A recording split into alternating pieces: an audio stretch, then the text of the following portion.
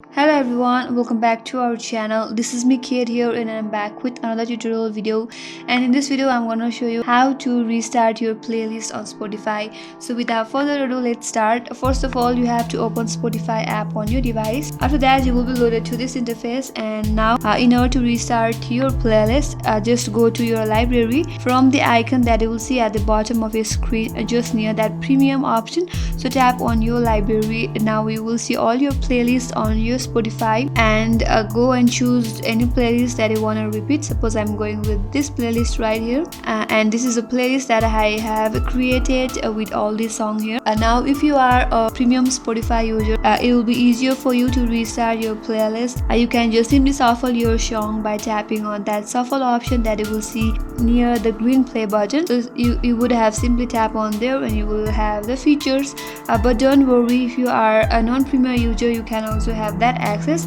So in order to restart your playlist, you can just simply tap onto that green play icon, right, and you will be able to play all your songs on the playlist.